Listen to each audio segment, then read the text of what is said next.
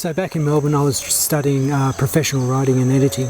I tried to get into different film schools to do directing and maybe screenwriting too. But anyway, I got into a course at RMIT University, or TAFE, the TAFE section. That was a 2-year course. But I wanted to find a way to try and study overseas. And I wanted to go to Hollywood and tried to find a way to go there. And there was a place called Pomona University, I think. And they had a scholarship, and I applied for that. And I didn't really hear anything from them, but I tried Japan as well. And then there was one university in Nagoya, close to Nagoya, that responded, and they wanted to know that I was going to stay, because the last person from my university went there for a month, and she missed her boyfriend and then went back to Australia. So they didn't want to take that risk again. And at first, I thought I could only get a 3-month scholarship, but then they asked me if I wanted to come for 12 months, and I said, will I still get a scholarship? And they said, yes, you have a better chance. So I applied for that, but I still had to wait for a year. So it was after I finished my course and I had to re-enroll in university and all the rest of it, because I was going to go in the middle of my course, but I had to wait until I finished it because they didn't have a place until then.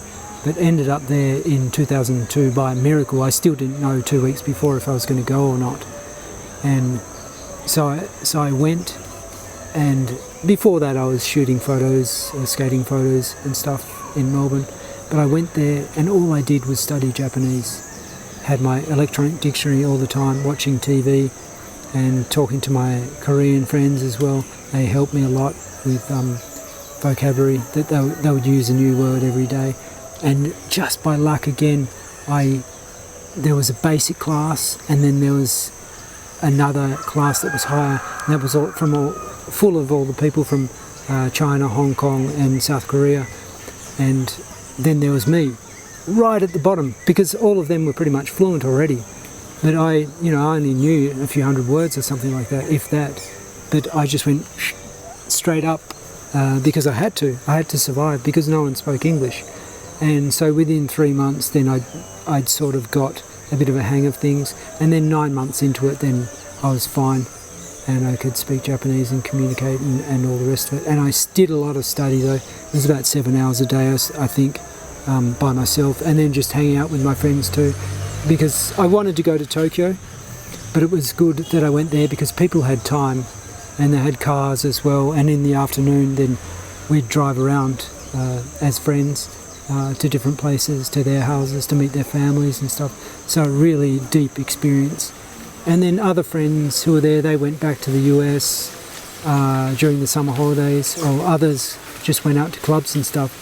But I went to friends' houses, and then I went to their cousins' houses because their friends phoned their cousins and said, yeah, he's all right. So I got this huge experience of staying in all these different houses, maybe 30 or 40 different places, different families all around the place over that year, I suppose. And that was surreal as well, because again, it's a world that doesn't exist anymore, probably not so much anyway, because there's so much exposure. But before, it was all new and isolated and everything, and you weren't getting this feed of like all this stuff from around the world that you get every day. So people would be surprised to see me walking along the streets in Japan at that time. So it was really a beautiful world, a beautiful, peaceful world for me, because there was no stress for me or anything. I had enough money with the scholarship that I didn't have to worry. We had food in the dorm that I was staying at, and then when I had time, then I'd ride a bike around, or I'd go for walks every day, and trying the food and everything, and trying like all the little experiences and stuff, and visiting schools as well. We did school visits.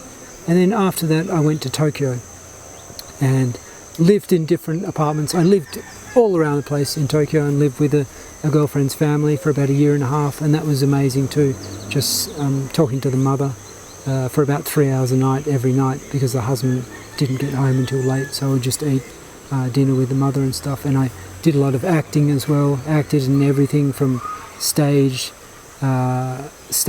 film, reenactment, kind of dramas, and still stuff as well, still campaigns as well, advertising campaigns.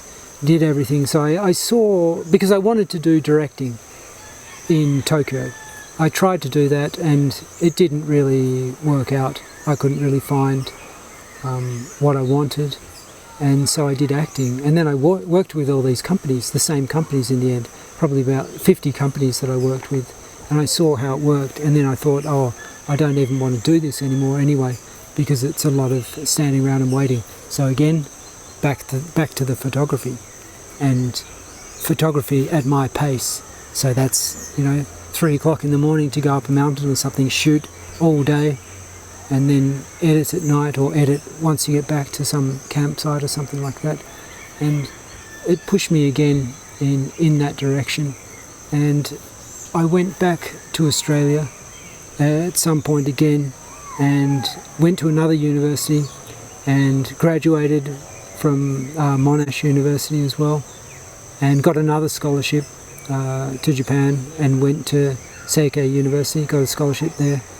So that was another year, another surreal year for me, and did a bit of production and stuff as well, and lots of work as well. I was doing 11 different courses, I think, subjects at the university. And after that, then I got into TV, into NHK, and was editing scripts a lot as well.